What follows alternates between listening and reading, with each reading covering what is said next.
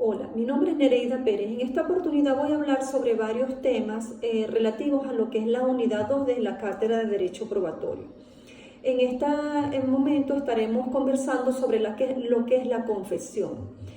Básicamente hay un principio constitucional que debe ser respetado en el momento de que se ejecute la confesión, y es que básicamente nadie puede ser obligado a declarar en su contra.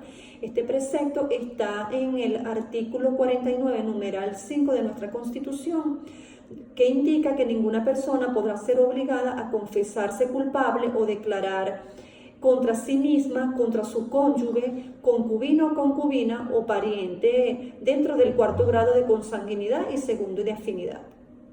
Ahora bien, para que esta confesión tenga una eficacia probatoria va a depender básicamente de la persona que la reciba, es decir, de quien haya sido el destinatario.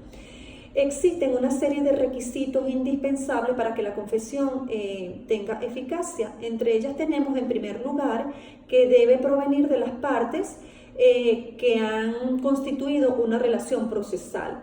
El otro requisito es que el objeto de la prueba judicial en general son los hechos, y de ninguna manera el derecho o las alegaciones jurídicas que se hagan pueden ser objeto de esa confesión.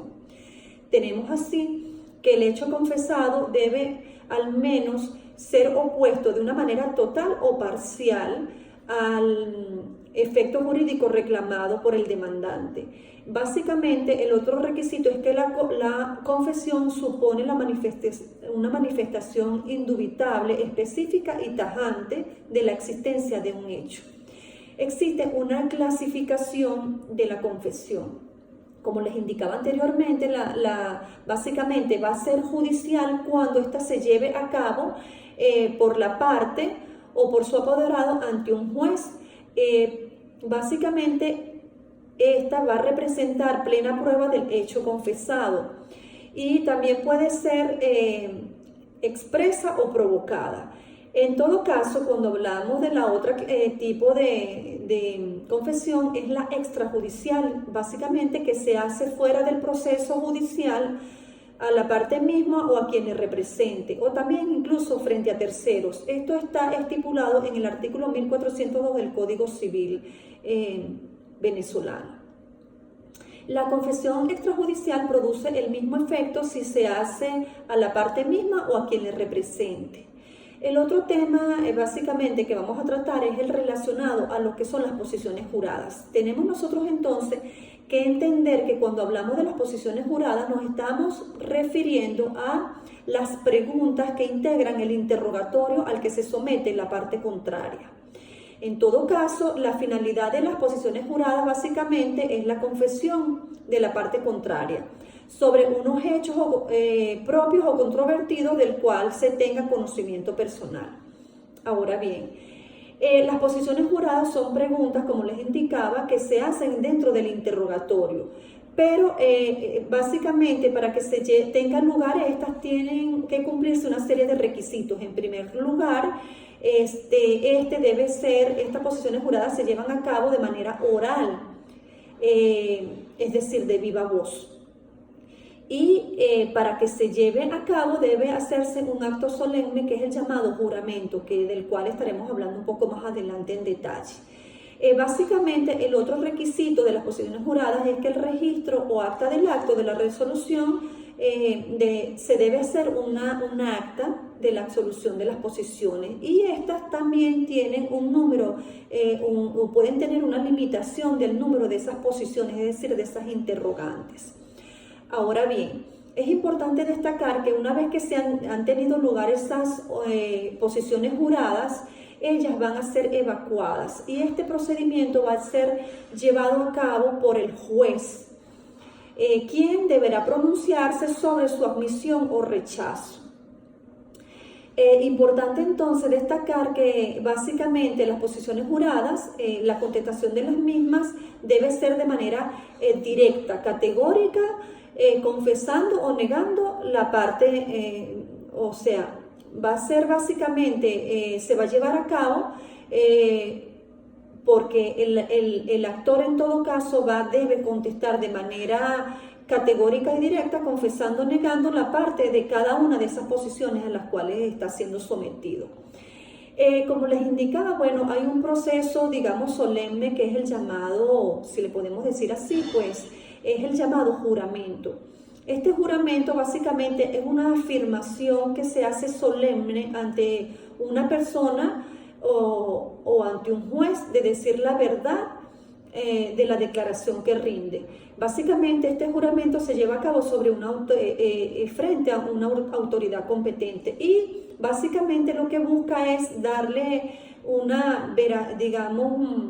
peso a lo que son las posiciones juradas. Tenemos así que es importante destacar dentro de lo que es el juramento que existen dos tipos. Uno llamado el juramento decisorio, básicamente cuya oportunidad puede diferirse en toda clase de juicios civiles, de acuerdo al artículo 420 del Código Procesal Civil y 1408 del Código Civil, pero no puede promoverse los juicios penales y administrativos. Digamos que este juramento básicamente, si hablamos del juramento decisorio, va a tener una serie de requisitos a saber. En primer lugar, que quien lo haga debe tener capacidad para ello. Debe ser por consentimiento, es decir, nunca podrá llevarse a cabo bajo coacción y debe cumplir con todas las formalidades establecidas en las leyes, la normativa legal que se tenga. Esto básicamente para garantizar el debido proceso. Ahora bien, es importante manifestar que existe el otro tipo de juramento que es aquel denominado diferido o de oficio. Básicamente lo regula tanto el Código Civil en su artículo 1419, 1420 y 1421, como también el Código de Comercio en su artículo 40. Básicamente ese juramento de oficio es de dos especies, es decir, él va a ser supletorio o también el estimatorio. Cuando hablamos del supletorio, básicamente este decide el pleito y se diferencia del litis decisorio, en que es ordenado por el juez. Y el otro básicamente no tiene efecto de decidir la controversia, sino que más bien busca en todo caso obtener la prueba, obtener básicamente la prueba de un número o un valor real de las cosas, o en todo caso del importe de los daños y perjuicios o que deba de recaer la condenación a la cual la demanda tiene lugar.